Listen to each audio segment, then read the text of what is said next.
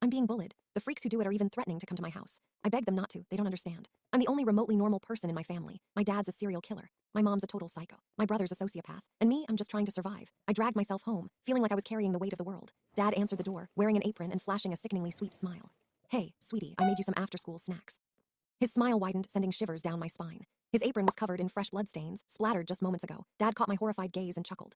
Oops, got the apron dirty again. Your mom's gonna kill me. I nervously took off my shoes and stepped inside. There was a young woman tied to a chair, her hair a mess, face covered in blood, lips sewn shut. She saw me and made desperate, muffled noises, eyes pleading. I flinched and looked away. This lady, Dad said gently, abandoned her daughter not even 5 years old to fool around with some guy. That poor kid got run over, a bloody mess. Can you imagine how much she suffered? I sat stiff as a board on the couch, trying not to look at the woman. Seconds later, a blood-curdling scream tore through the air, lasting what felt like forever before fading away. Dad took off his glasses, wiped the blood from the lenses, and smiled at me. Honey, I'm gonna cut this lady up into little pieces now. It might be a little gross. Why don't you go to your room? I practically sprinted away. Behind me, Dad sighed. I don't know why she isn't more like us.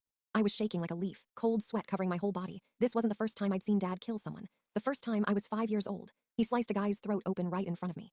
He said the man had abused his wife for years, driving her to suicide and never faced consequences. So Dad took care of it. I took a deep breath, trying to calm down.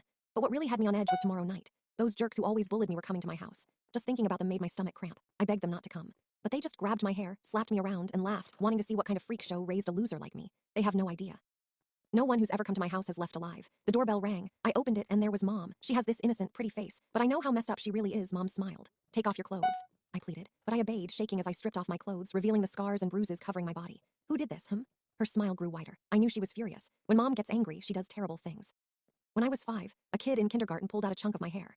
The next day, he disappeared. The news said he had accidentally fallen from the roof. But I knew better. The candy clenched in his hand was the same kind Mom always bought me. In elementary school, my teacher thought I came from a poor family and constantly made snide remarks. Even though I did chores with the other kids, she always gave me the dirtiest, hardest jobs. She laughed when I tripped carrying a heavy bucket of water in the bathroom.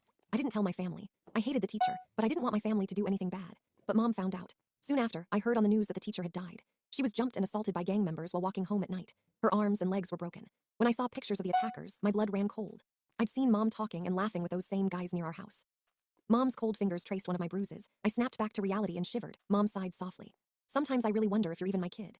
I stared at her silent. I knew I wasn't her real child. I've always been a softie. I cry too easily. I remember the day my cat got out when I opened the door. When we found it, it had been tortured. One leg sawed off, one eye gouged out. I was sobbing. My brother saw me crying. He said, you don't want it to suffer anymore, do you?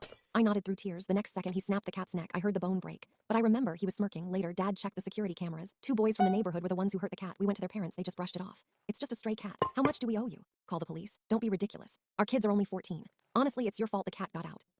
And your cat scared my children. One of the boys peeked out from behind his mom, smirking. Mom, that